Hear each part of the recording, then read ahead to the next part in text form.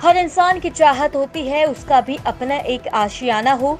वह इस चाहत को पूरा करने के लिए अपने जीवन भर की खून पसीने की गाढ़ी कमाई को खर्च करने में एक पल के लिए भी संकोच नहीं करता। लेकिन कोई उसकी इस गाढ़ी कमाई को ही हड़प जाए तो क्या हर्ष होगा उस इंसान का, यह तो सिर्फ वही जानता होगा। ऐसा ही हुआ रेवाड़ी के 150 लोगों के साथ। जी हाँ, आपको बताते चले, जिन्होंने रेवाड़ी में एक बिल्डर को फ्लैट्स बुक करने के एवज में पूरा पैसा अदा कर दिया, लेकिन वह बिल्डर इनके जीवन भर की कमाई पर हाथ साफ कर फरार हो गया। अब इन बॉयर्स ने कोसली विधायक लक्ष्मण यादव को उक्त बिल्डर की गिरफ्तारी को लेकर मुख्यमंत्री के नाम ज्ञापन सौंपा है।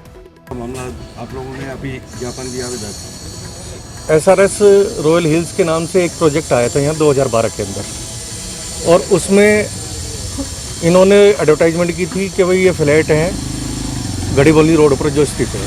हमने उसके एडवर्टाइजमेंट के मुताबिक 3 रूम फ्लैट और 4 रूम फ्लैट के और 2 रूम फ्लैट के लोगों ने भरे थे।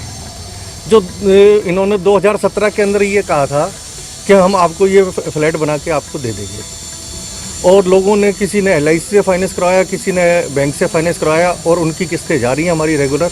और वो जो पैसा हमने फाइनेंस करवाया वो LIC और बैंकों ने उनके अकाउंट में डाल दिया, और उनके पास इस फ्लैट का पैसा पहुंच चुका है। अब जो फ्लैट वाले धारक हैं, चीटिंग उनके साथ हुई है, वो सड़क पे हैं, उनको ना तो कब्जा मिला, पैसे भी पूरे चले गए, और लोगों के साथ अन्याय हुआ है। और करीब 210 फ्लैट हैं इसके अंदर, जिसमें 150 आदमी का तो पैसा उनके अकाउंट में जा चुका है, 95% जा चुका है, और पोजीशन अभी तक नहीं मिला है। तो ये फ्लैट धारकों के साथ सबसे बड़ा अन्याय हुआ है, और फ्लैट धारक पैसे देकर भी सड़क पे हैं, जो कि ये सरकार की स्कीम थी कि लोगों को मकान मिले। हमने ये सोचा कि भाई हमें आशियाना मिलेगा, लेकिन अभी तक नहीं मिला, हम सड़कों पे हैं। विधायक ने भी पीड़ितों को उनकी पैरवी कर उन्हें न्याय दिलाने का आश्वासन दिया है।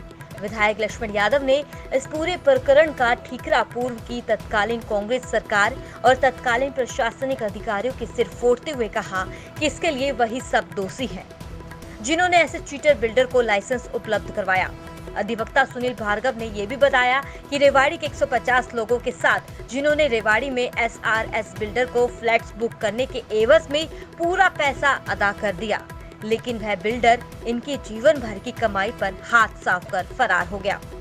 दुखद बात तो ये भी है कि इन बॉयर्स ने फ्लैट्स के लिए बैंक या LIC से लोन लिया था, जिसे 2017 में ही पूरा लोन अदा कर दिया गया, लेकिन अब वह इनकी गाड़ी कमाई लेकर फरार हो गया। पुलिस उसके दफ्तरों के चक्कर काट चुकी है, लेकिन वहाँ कोई उपलब्ध ही नहीं होता। क्या है पूरा मामला? देखिए, ऐसे एक समय दौर आया जिसमें सरकार ने नियमों की अवहेलना करते हुए और ऐसे लोगों को लाइसेंस दे दिए, जिसकी वजह से आज जो बायर हैं वो दर दर की ठोकरें खा रहे हैं। 50 लाख किसी ने दे दिए, किसी ने 40 लाख दे दिए। SRS जो आपको पता है कि हमारे यहाँ भी एक बिल्डर आया था, उन्होंने रेवाड़ी की जनता की गाड़ी कमाई को लूट के और वो यहाँ से चला गया। लोगों ने लाखों रुपए में, किसी ने अपना लोन लेके वो मकान बनाए हैं।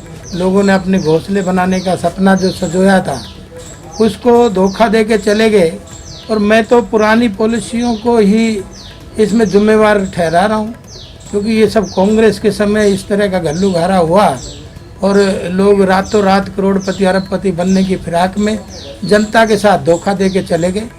अब समय रहते हमारी सरकार ने कानून में सख्ती लाई है, और उन सारी परिस्थितियों को मद्देनज़र रखते हुए आज मुझे ज्ञापन दे के गए हैं। सभी जो उनके कस्टमर थे, उनके बायर थे, सारे मिलके आज आए हैं। इसको हम मुख्यमंत्री के सामने भी रखेंगे और न्यायोचित इस मामले को उठा के और न्याय दिलाने का प्रयास करेंगे, क्योंकि हमारी सरकार संवेदनशील भी है।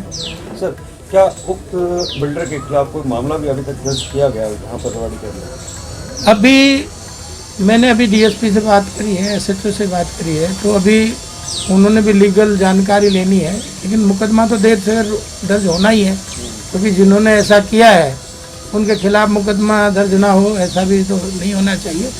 क्योंकि मैंने जो सुना है, जिन सूत्रों से मुझे पता चला है कि वो उनके ऊपर और भी मुकदमे हैं और वो आज शायद जेल में भी होंगे।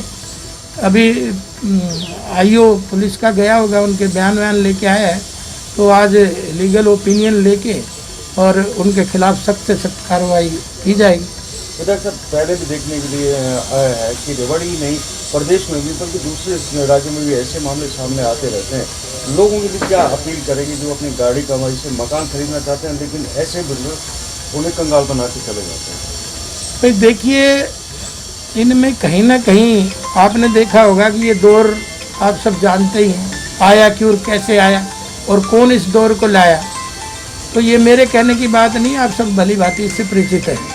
मेरा तो यही है कि भाई ने जो घोटाला किया, आप लोगों के आशाने नहीं बन पाए, उन पसीने की गाड़ी कमाई चली, किस प्रकार की कार्रवाई चाहते हैं? क्योंकि अभी विधायक जी को भी आपने ज्ञापन दिया। हम तो एक तो सरकार से निवेदन करते हैं कि जो अनकम्प्लीट फ्लैट्स हैं इनको सरकार किसी थर्ड एजेंसी से पूरा करा के हम लोगों को फ्लैट तैयार करा के दे दे, ताकि हमारी गाड़ी जो पैसे कमाई थी वो हमें उसका लाभ मिल सके। कितने ऐसे लोग होंगे जिनके साथ ये इस प्रकार का चीटिंग हुआ है?